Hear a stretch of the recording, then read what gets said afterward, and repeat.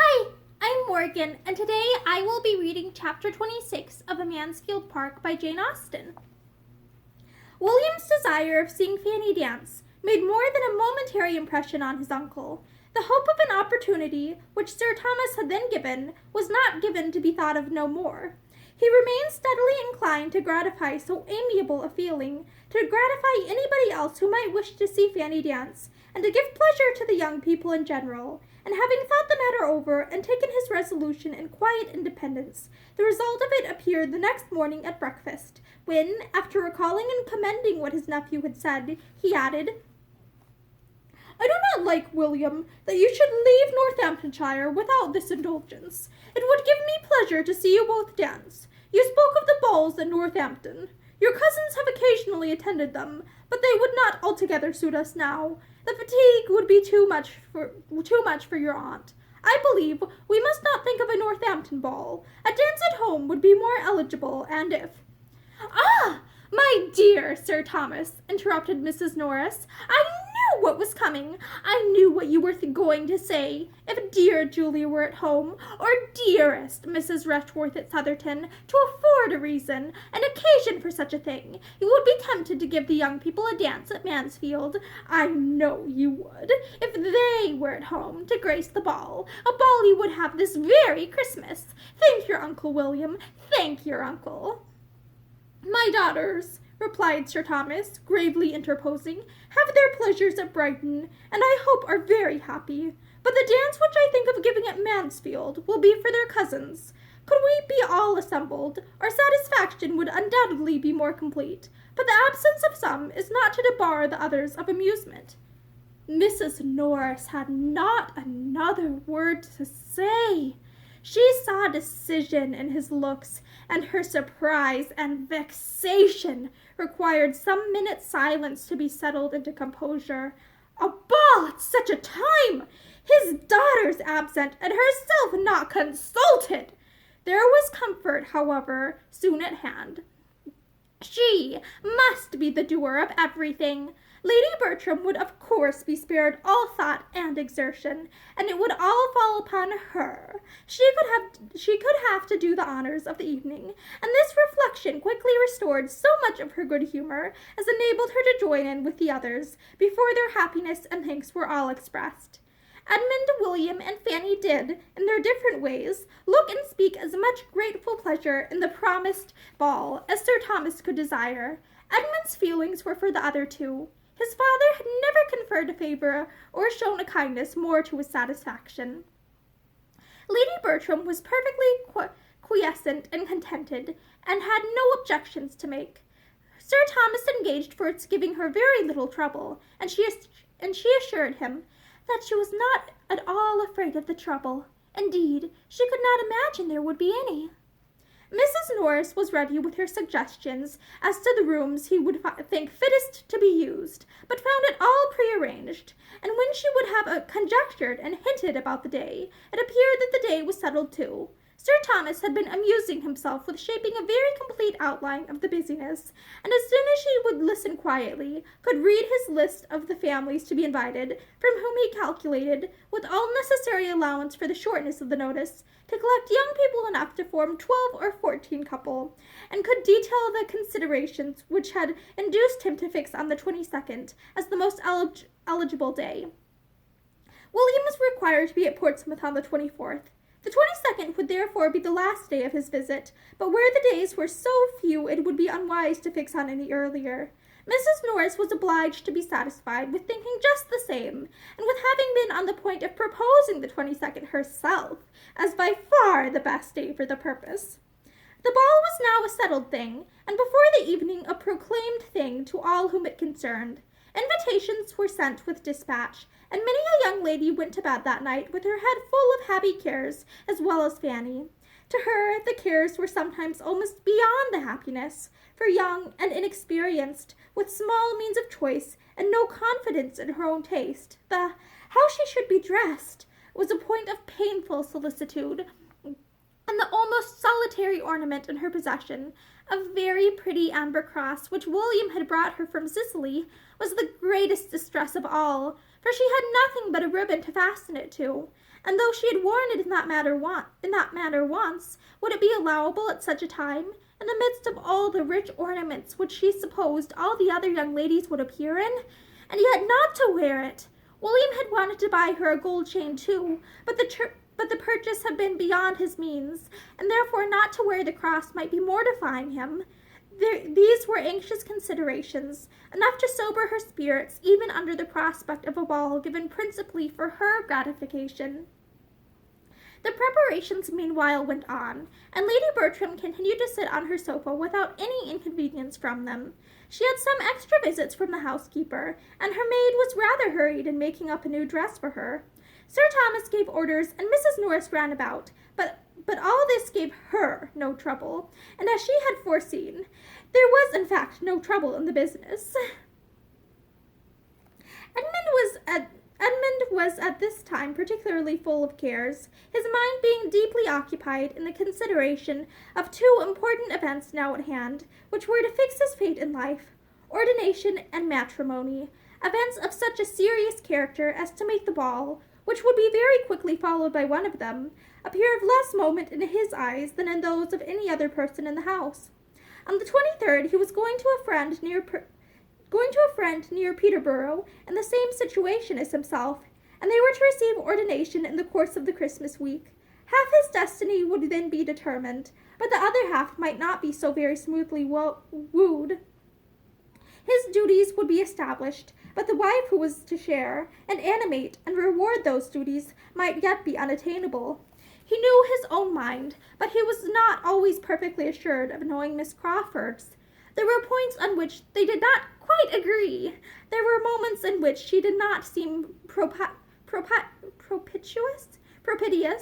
and though trusting altogether to her affection, so far as to be almost resolved, on bringing it to a decision within a very short time, as soon as the variety of business before him were arranged, and he knew what he had to offer her. He had many anxious feelings, many doubting hours as to the result. His conviction of her regard for him was something very strong. He could look back on a long course of encouragement, and she was as perfect in disinterested attachment as in everything else. But at other times doubt and alarm intermingled with his hopes, and when he thought of her acknowledged disinclination for privacy and retirement, her decided preference of a London life, what could he expect but a determined rejection? Unless it were an acceptance even more to be deprecated, demanding such sacrifices of situation and employment on his side as conscience must forbid.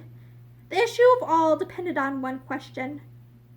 Did she love him well enough to forgo what had used to be essential points? Did she love him well enough to make them no longer essential? And this question, which he was continually repeating to himself, though oftenest answered with a yes, had sometimes its no. Miss Crawford was soon to leave Mansfield, and on this circumstance the no and the yes had been very recently in alternation. He had seen her eyes sparkle as she spoke of the dear friend's letter, which claimed a long visit from her in London, and of the kindness of Henry, in engaging to remain where he was till January, that he might convey her thither. He had heard her speak of the pleasure of such a journey with an animation which had no in every tone, but this had occurred on the first day of its being settled, within the first hour of the burst of such enjoyment, when nothing but the friend she was to visit was beyond her. He had since heard her express herself differently, with other feelings, more checkered feelings. He had heard her tell Mrs. Grant that she should leave her with regret, that she began to believe neither the friends nor the pleasures she was going to were worth those she left behind, and that though she felt she must go, and knew she should enjoy herself when once away, she was already looking forward to being at Mansfield again. Was there not a yes in all this? With such matters to ponder over, and arrange, and rearrange, Edmund could not, on his own account, think very much of the evening, which the rest of the family were looking forward to with a more equal degree of strong interest. Independent of his two cousins' enjoyment in it, the evening was to him of no higher value than any other appointed meeting of the two families might be. In every meeting there was a hope of receiving farther confirmation of Miss Crawford's attachment. but the whirl of a ballroom perhaps was not particularly favorable to the excitement or expression of serious feelings. To engage her early for the two first dances was all the command of individual happiness which he felt in his power, and the only preparation for the ball which he could enter into, in spite of all that was passing around him on the subject, from morning till night. Thursday was the day of the ball, and on Wednesday morning, Fanny, still unable to satisfy herself as to what she ought to wear, determined to seek the counsel of the more enlightened, and apply to Mrs. Grant and her sister, whose acknowledged taste would certainly bear her blameless. And as Edmund and William were gone to Northampton, and she had reason to think Mr. Crawford likewise out, she walked down to the parsonage without much fear of wanting an opportunity for private discussion, and the privacy of such a discussion was the most important part of it to Fanny, being more than half ashamed of her own solicitude. She met Miss Crawford within a few yards of the parsonage, just setting out to call on her, and as it seemed to her that her friend, though obliged to insist on turning back, was unwilling to lose her walk, she explained her business at once, and observed that if she would be so kind as to give her opinion, it might be all talked over as well without doors as within. Miss Crawford appeared gratified by the application, and after a moment's thought, urged Fanny's returning with her in a much more cordial manner than before, and proposed their going up into her room, where they might have a comfortable cause, without disturbing Dr. and Mrs. Grant, who were together in the drawing-room. It was just the plan to suit Fanny, and with a great deal of gratitude on her side for such ready and kind attention, they proceeded indoors and upstairs, and were soon deep in the interesting subject. Miss Crawford, pleased with the appeal, gave her all her best judgment and taste, made everything easy by her suggestions, and tried to make everything agreeable by her encouragement, the dress being settled in all its grander parts. "But what shall you have by way of necklace?" said Miss Crawford. "Shall not you wear your brother's cross?" And as she spoke she was undoing a small parcel, which Fanny had observed in her hand when they met. Fanny acknowledged her wishes and doubts on this point. She did not know how either to wear the cross, or to refrain from wearing it. She was answered by having a small trinket box placed before her, and being requested to choose from among several gold chains and necklaces. Such had been the parcel with which Miss Crawford was provided, and such the object of her intended visit, and in the kindest manner she now urged Fanny's taking one for the cross and to keep for her sake, saying everything she could think of to obviate the scruples which were making Fanny start back at first with a look of horror at the proposal. "You see what a collection I have," said she, "more by half than I ever use or think of. I do not offer them as new. I offer nothing but an old necklace. You must forgive the liberty and oblige me."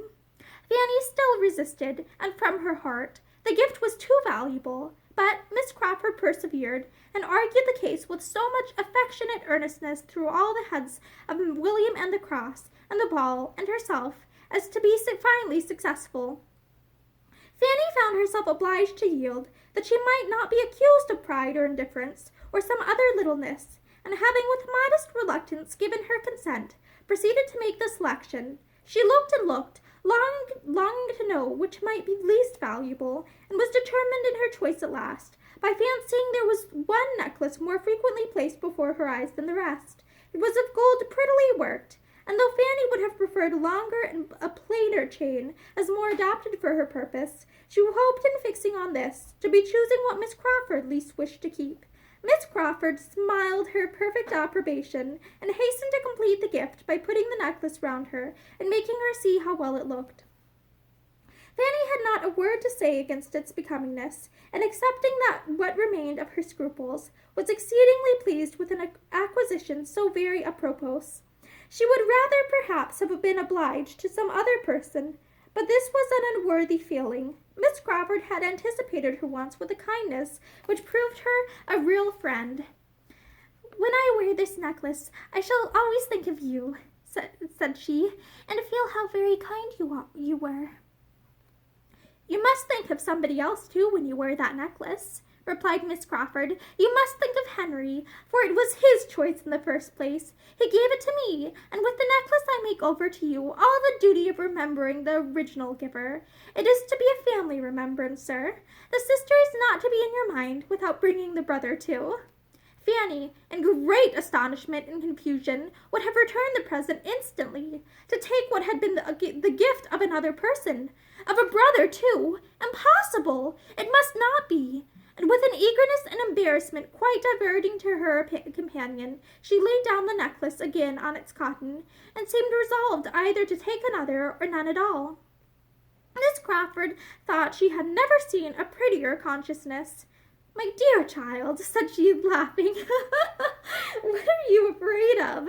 Do you think Henry will claim the necklace as mine, and fancy you did not come honestly by it?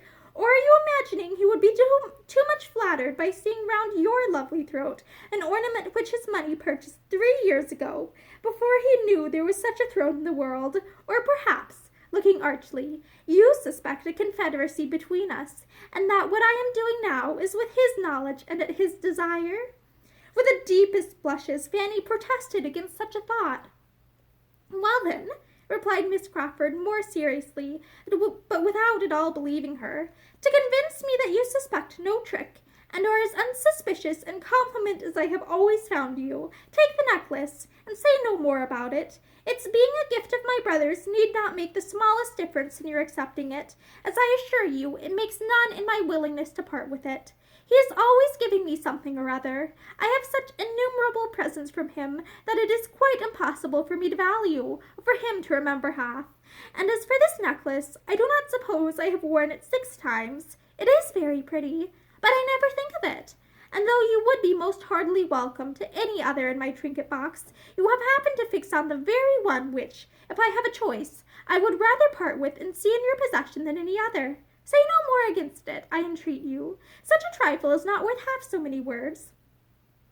Fanny dared not make any further opposition, and with renewed but less happy thanks accepted the necklace again, for there was an expression in Miss Crawford's eyes which she could not be satisfied with.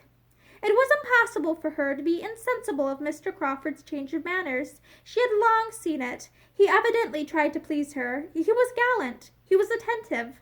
He was something like what he had been to her cousins. He wanted, she supposed, to cheat her of her tranquillity as he had cheated them. And whether he might not have some concern in this necklace, she could not be convinced that he had not. For Miss Crawford, complacent as a sister, was careless as a woman and a friend. Reflecting and doubting, and feeling that the possession of what she had so much wished for did not bring much satisfaction, she now walked home again, with a change rather than a diminution of cares since her treading that path before. And that is the end of chapter 26. Thank you, and have a great day.